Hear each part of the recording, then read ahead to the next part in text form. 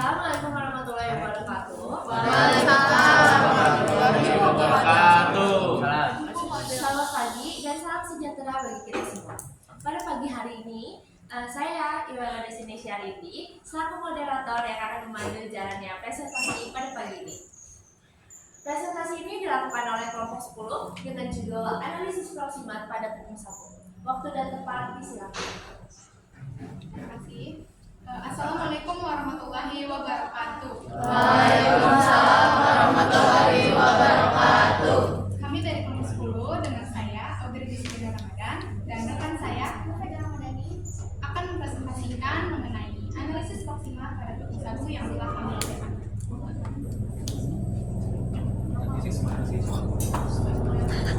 Tepung sagu kaya dengan karbohidrat, namun sangat miskin di sisi lain. Oleh karena itu, perlu dilakukan analisis untuk mengetahui nilai gizinya seperti protein, kadar lemak, kadar abu, dan kadar air dalam tepung sagu.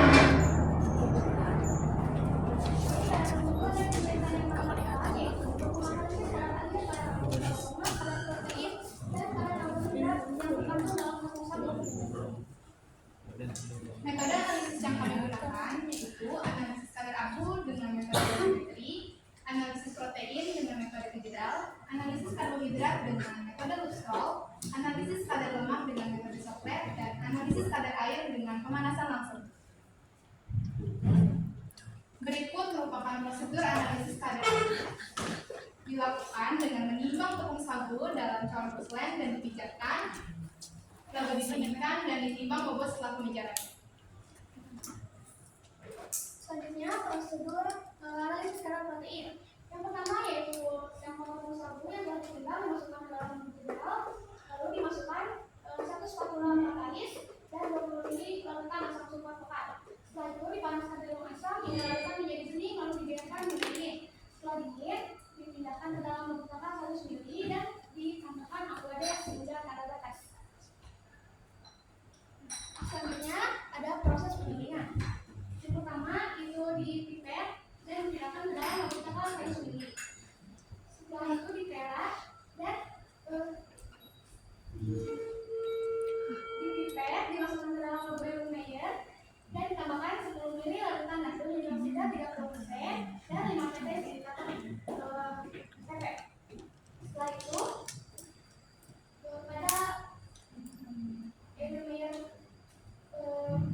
yang lainnya ditambahkan 20 ml larutan semburat 3% dan 5 pp silikaton BCDMM. Setelah keduanya selesai, maka didistilasi dan distillate dan tercampur tidak berubah lagi. Setelah itu terdapat proses filtrasi. Distilat yang diperoleh difiltrasi dengan larutan asam klorida 0,1 m hingga warna merah dan dibuat larutan gelap.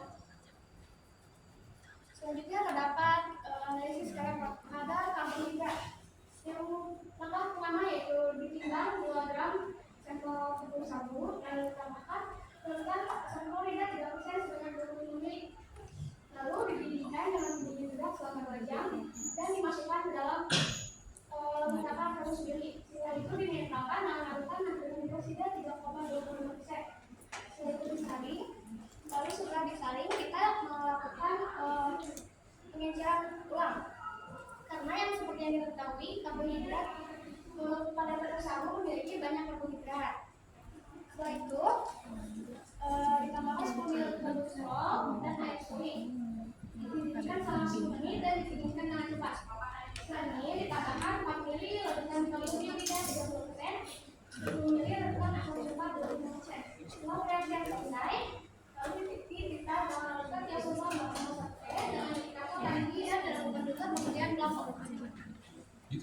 Selanjutnya, analisis kadar lemak dilakukan dengan menimbang tepung sagu, lalu dibungkus dan dilakukan ekstraksi. Lalu dipindahkan lemak dan diselesaikan ke dalam gelasnya, lalu dipanaskan dengan menguap dan ditimbang bobot 1000 hektar.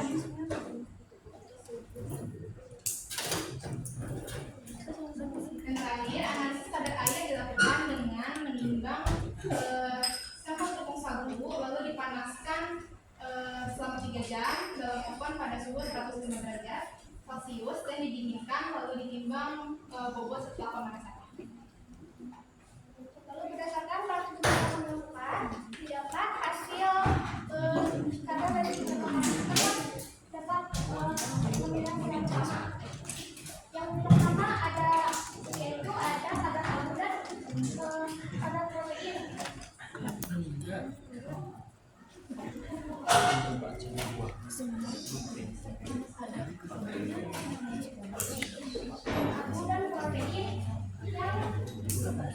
yang lebih dari acuan. Yang lebih dari acuan. Dan juga pada karbohidrat yang sama-sama rendah dari acuan. Yang kita tahu kadar karbohidrat dari kalori itu sangat tinggi. Tetapi kita dapat hanya 19,25%. Kenapa kita dapat kadar sebanyak 19,20%? Karena menurut kami tadi terdapat proses pengincaran ulang yang dimana menurut kami proses tersebut dapat mempengaruhi si hasil karbohidrat pada tersebut. Itu SNI-nya. SNI.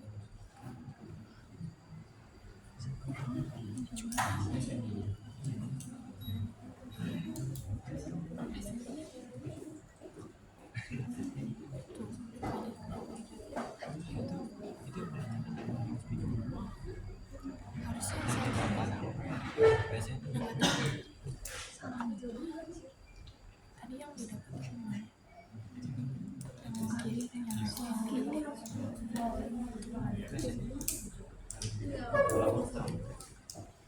Berdasarkan kesimpulan yang didapat, pada sampel tepung sagu yang telah dilakukan diperoleh kadar air yaitu sebesar 12,99%, kadar abu sebesar 24,0%, kadar lemak sebesar 51,1%, kadar protein sebesar 33,0% dan kadar karbohidrat sebesar 19,28%.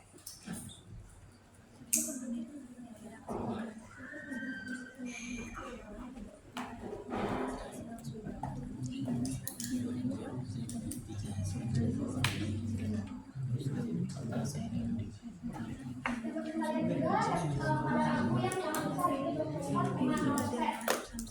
Yang berarti tepung sagu pada yang menggunakan itu tidak layak untuk digunakan.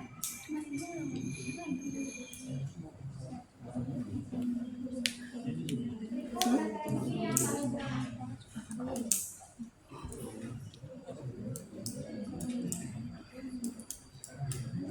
Baik, waktu masih tersisa 7 menit. Apa ada yang ingin ditambahkan? Karena sudah tidak ada yang ditambahkan, maka kita akan lanjut dengan sesi tanya jawab. Untuk kelompok yang memiliki pertanyaan, diharap mengajukan tangan. Baik, kelompok 5, silakan dilanjut. Perkenalkan, saya Amelia dari kelompok 5. Izin bertanya, kenapa kadar karbohidratnya sangat jauh dari standarnya selain dari faktor pengenceran pada saat dianalisis. Terima kasih.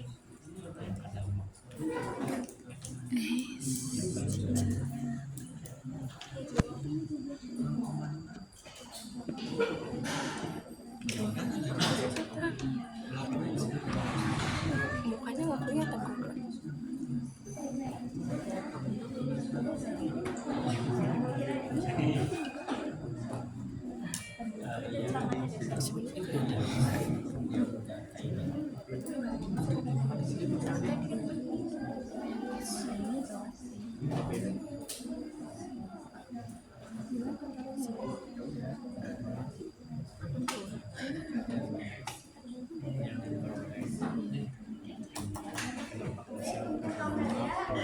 Izin menjawab. Mungkin selain faktor pengincaran ulang yang tadi dijelaskan, mungkin ada lagi faktor yaitu dari banyaknya sampel tepung sagu yang kami gunakan. Kami menggunakan tepung sagu yang hanya 2 kilogram.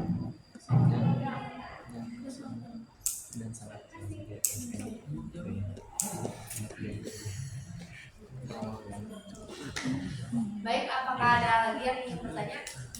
Untuk kelompok 2, silakan bertanya.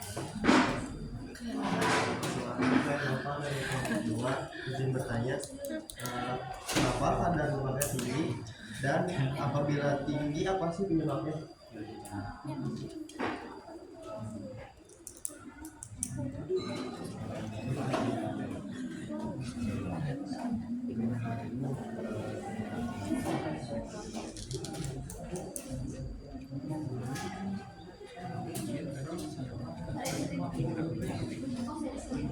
Apa Dari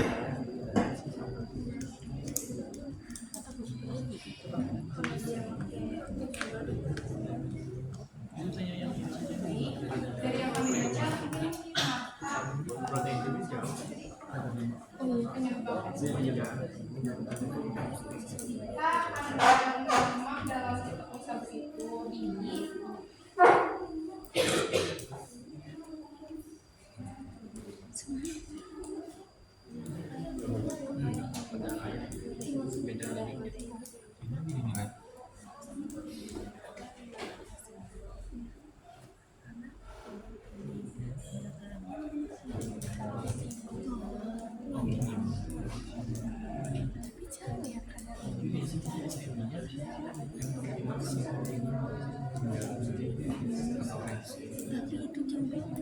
Kadar lemak itu tinggi, nanti pada tepung sagu akan mempengaruhi proses gelatinisasinya.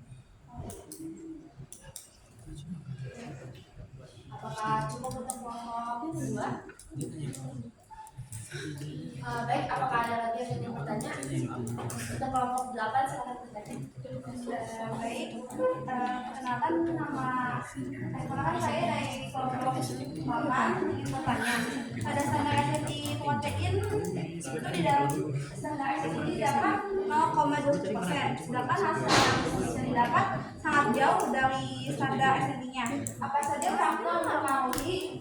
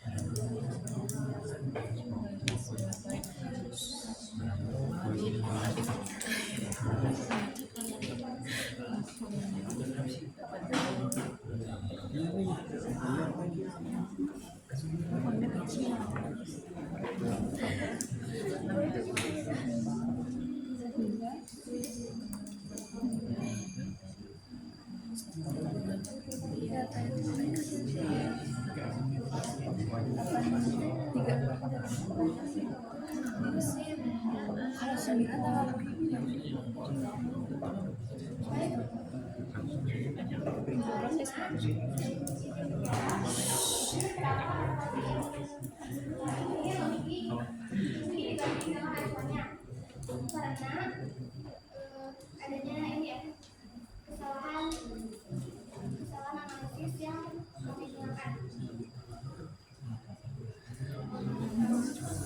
Apakah cukup jawabannya?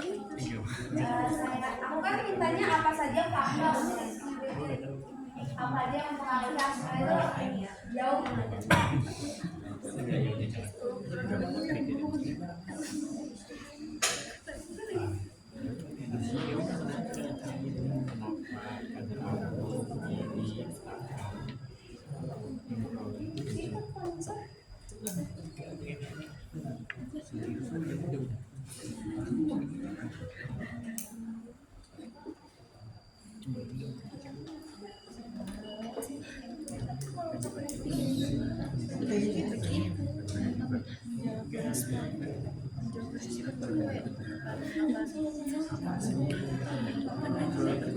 Mungkin faktor lain itu selain dari analisisnya itu bisa jadi karena kesalahan perhitungan, terus metode pengerjaan juga.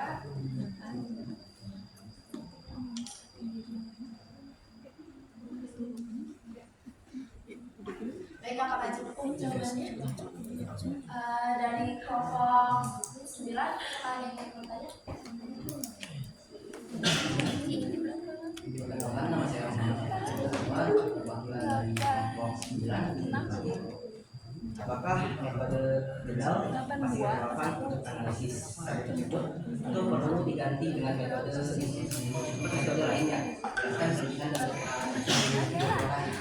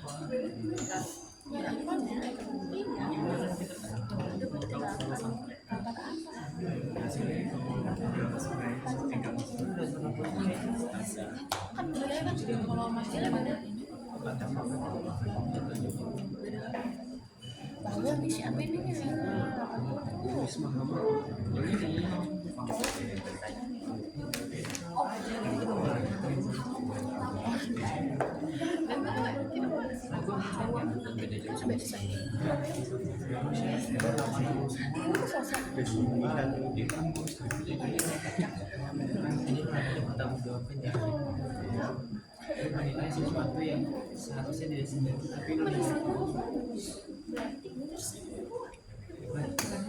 kelompok bukan menurut itu.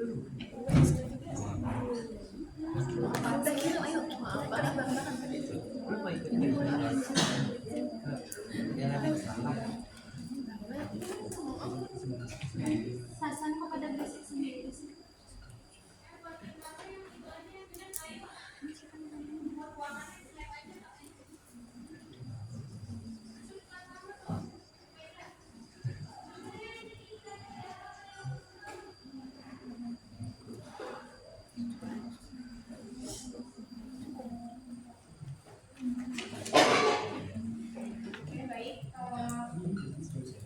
Metode digital itu yang kita gunakan masih cukup relevan, cuman karena ada kesalahan dalam proses analisisnya sehingga menyebabkan kadarnya itu beda dari acuannya.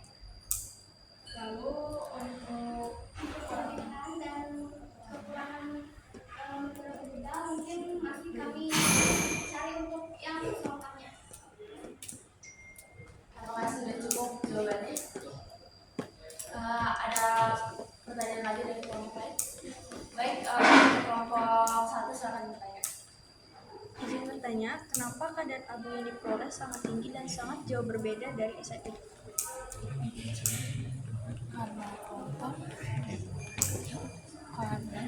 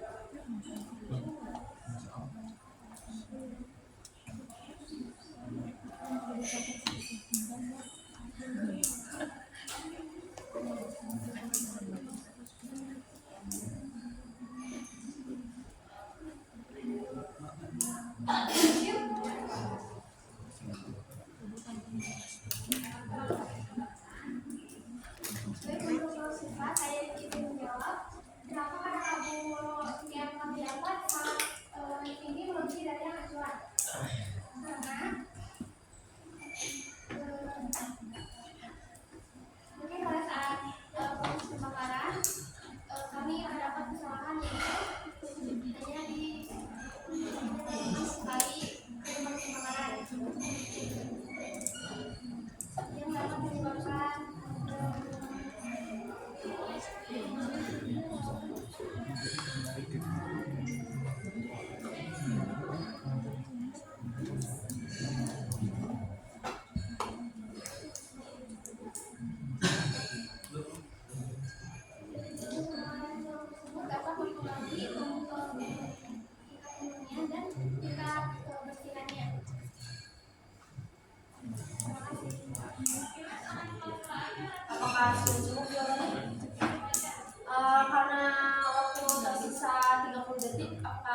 dia yang punya bertanya? Saya cukupkan sesi tanya jawab sampai di sini. Baik, kita lanjut ke sesi penilaian. Dari kelompok 2 silakan memberikan penilaian.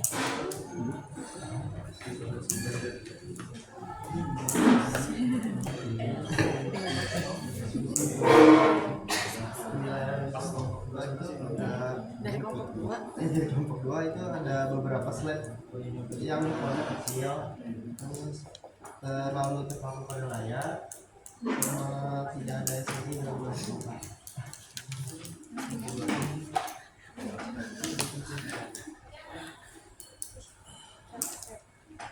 Kemudian dilanjut dengan kelompok 8, silakan memberikan penilaian. Saya perwakilan dari kelompok 8. Jadi di sini warna PPT-nya sama penjelasan tulisannya itu udah cukup bagus. Terus kemampuan tanya jawabnya juga udah cukup baik. Tapi jangan terlalu fokus sama tulisan.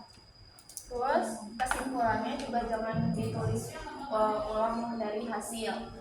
Sama SNI-nya nanti harusnya ditulis sendiri. Baik, karena presentasi telah selesai, saya memberikan kesempatan untuk kelompok 10. Silakan untuk presentasinya. Demikian isi presentasi yang dapat kami sampaikan. Semoga apa yang kami sampaikan itu dapat bermanfaat bagi kita semua. Jika ada kekurangan mohon dimaafkan. Terima kasih atas perhatiannya. Assalamualaikum warahmatullahi wabarakatuh.